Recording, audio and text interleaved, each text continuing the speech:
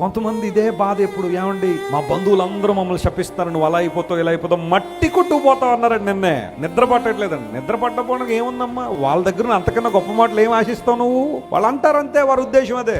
వారు మట్టి కొట్టుకుపోతా ఉన్నారండి, కష్టాలు పాలైపోతానన్నారండి, ఇబ్బందులు పాలైపోతానన్నారండి, మా ఫ్యామిలీ అంతా రోడ్డు మీద పడిపోద్ది అన్నారండి అనని వాళ్ళు అంటూ ఉండాలా, యేసయ్య నేను దీవిస్తూ ఉండాలా. హల్లెలూయా.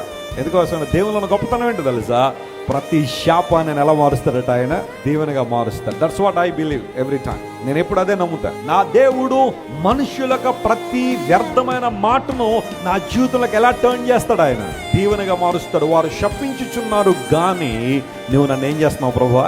దీవిస్తున్నావు. ఈ మాట రాసి పెట్టుకోండి, ఎక్కడైనా మీ ఇంట్లో కాగితం మీద రాసి అతికించుకుని గోడ మీద. మనుషులు దూషణ మాటలు పలుకుతారు, శపిస్తారు. నీ అభివృద్ధిని నోచుకోలేని వాళ్ళు, లేదా నీ యొక్క పురోగవృద్ధిని జీర్ణించుకోలేని వారు నీ గురించి ఎన్నైనా మాట్లాడతారు. వాళ్ళు అలా మాట్లాడటంలో పెద్ద ఆశ్చర్యం ఏమీ లేదు. సోషల్ మీడియాలో కావచ్చు, లేకపోతే యూట్యూబ్లో ఇలాంటివన్నీ చూస్తూ ఉంటే యేసు ప్రభువుని గురించి, దేవుని బిడ్డల గురించి, దేవుని సేవకుల గురించి ఇష్టానుసారం మాట్లాడే వాళ్ళు చాలా మంది ఉన్నారు. అవన్నీ అప్పుడప్పుడు నేను చూసినప్పుడు అనిపిస్తుంది, వాళ్ళకి అంతకుమించి ఏం వస్తుందా, అంతకుమించి ఏం మాట్లాడగలరని. వాళ్ళకి ఇంతవరకు ఏదేదో నేర్చుకున్నాం, అంతకుమించి ఏమి నేర్చుకున్నారని. సభ్యతా సంస్కారం నేర్చుకోలేని వాళ్ళు ప్రపంచాన్ని ఏం ఉద్ధరిస్తారు అనిపిస్తూ ఉంటది. దేవుని నమ్ముకున్న బిడ్డల మాటలు ఎలా ఉంటాయి చెప్పండి? ప్రభువుని అంగీకరించిన వారి సంస్కారం ఎలా ఉంటది? వారు మాట్లాడే విధానం ఎంత బాగుంటది. కానీ కొంతమంది నోరు ఉంది కదా అని చెప్పి ఇష్టానుసారం మాట్లాడుతుంటే అనిపిస్తూ ఉంటది, వాళ్ళ నుండి అంతకుమించి గొప్ప మాటలు ఏమి ఎక్స్పెక్ట్ చేయగలం. నీ హృదయం చేదుగా ఉంటే నీ మాటలు కూడా ఎలా ఉంటాయి? చేదుగానే ఉంటాయి.